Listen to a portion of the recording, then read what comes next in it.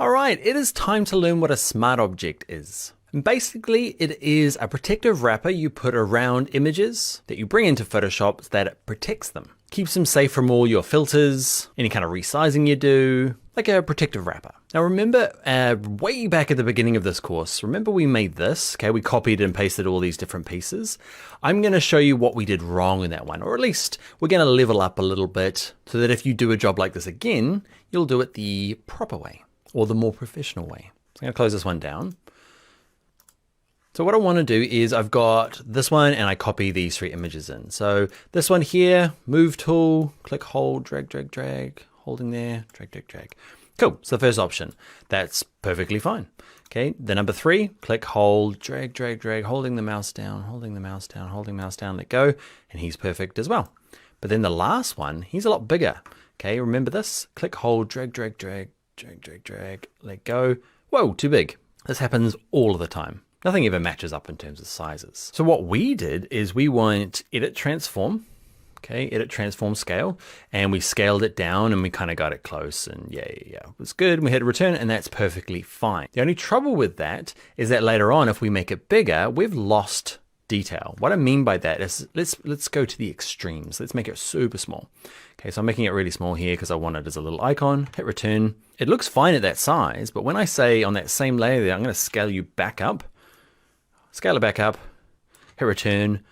Okay, we've all seen images like that come through like email, okay, where it's been resized and then made larger again, and it just loses all the detail. So that's the bad way of doing it. Even though we only did a small fraction of that resizing, we still lost detail. And it just means later on when I'm working on the project and I want to resize it because it needs to be a different, say, social media post, it needs to be slightly bigger, I'm doing this to it. Probably not to that extreme. The way to get around it, right, is if you go to this one, the same thing, click, hold, drag, drag, drag, drag, drag, drag. And before you do anything, right click the word, okay, where it says the name of the layer, and go to this one here, it says convert to smart object. Nothing changes except, remember this icon? We've seen it a few times before. We've done that when we use this one here, filter, convert for smart filters. There is no difference between doing it that way or the way I just showed you. This method converts it to a smart object and then we apply a filter, or you can right click it down here and say convert to smart object and then go and apply the filters. Same.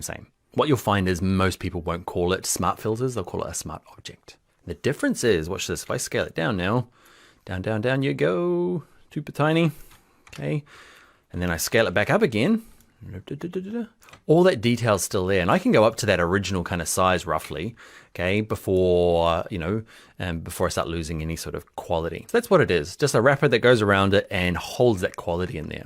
The only trouble is that, say you have got this image and there's like 1,000 of them on this page, this Photoshop file is going to be super big because inside of all those tiny little icons are going to be the full high-res versions. So just be aware of that. If you want to remove it, say you're like, oh man, get rid of that smart filter, right click it, and there's this one in here called rasterize layer.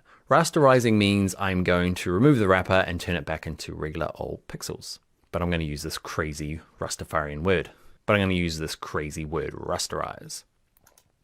And now if I scale it back up, it's going to look bad. So I'm going to undo again. Okay, I'm using the shortcut. You can go edit, step backwards. Okay, and I'm back to it's a smart object. A few things to understand about smart objects is that there's a few things, not many, that you can't do with them, that you can do with a rasterized layer or just the regular layer. So this one here I've got selected. If I go up to filters, there's a few like vanishing point that don't work. And just a few of these, every time I open up a new version of Photoshop, like things like lens blur don't work. But I bet you in a future version that you might be using that actually works now. Every time I open it back up, like when it first happened, half of these things were grayed out and you couldn't use them, but there's just more and more that does become usable. Luckily, lens flare is still workable. Phew. All right, there's one other part to a smart object. So using images, basically anytime you bring in an image and you need to resize it, bigger or smaller, just convert it into a smart object. And the other side of this is when we're dealing with vector objects. Now vector is, think of them as like clip art. You might know what vector is already. Generally they're created in something like Illustrator. I've jumped to Illustrator here. So these are some graphics, right? They have a really specific look to them, okay? Often quite flat graphics. And the cool thing about them, if I show you this kind of wireframe view, it's actually made up of like coordinates and points. So if I click on this guy here, Okay, it's actually mathematical equations that make this thing happen. So the cool thing about that is that it's super scalable. I could scale this up to the size of a mountain. My poor computer would have a bit of a trouble with it, but eventually it would render out this ginormous mountain size shoe because it's just math, right? The computer loves math.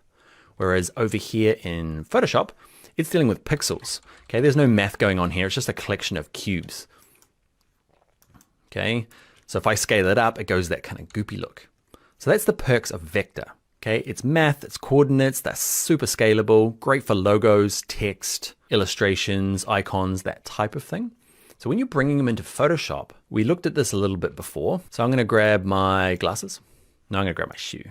I'm gonna copy it, just using edit copy.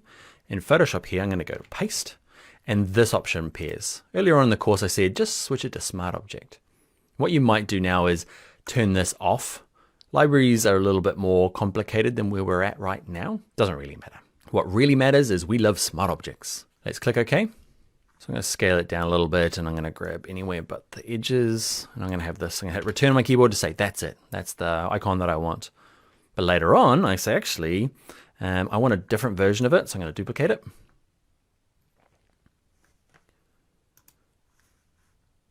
I should name it.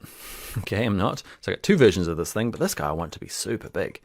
So because we use the smart object and because it is a vector file, it can go as big as we like. And you can see it just still got really sharp edges. I'm going to make, I don't know what I'm doing with this, but let's go for giant shoe end thing. Return. I'm going to drag the layers down so it's underneath everything. So I've got this giant shoe for no good reason. And that's the cool thing about it, is that it is vector, it's scalable. And as long as I use a smart object, I can keep making it bigger or smaller. Now, if your brain has melted with the whole vector thing, switch your brain off now, because we're gonna get just a tiny bit more nerdy. Because we copied and pasted this from Illustrator, and because it's vector, there is a nice little trick you can do. So this over here has a little icon for a smart object. And if I double click a vector object, it'll open up in the program that made it. In this case, it's Illustrator. So if I double click the icon, not the original, right? It hasn't gone back to that one I copied from. It opened up a separate file in Illustrator called Vector Smart Object. And in here is my object. And I can do some stuff. Okay, if you haven't done Illustrator before, I've got a Essentials and an Advanced course for Illustrator. Go check that out. But for now, I'm just gonna grab the white arrow and I click on this blue stuff here and I'm gonna pick a different color.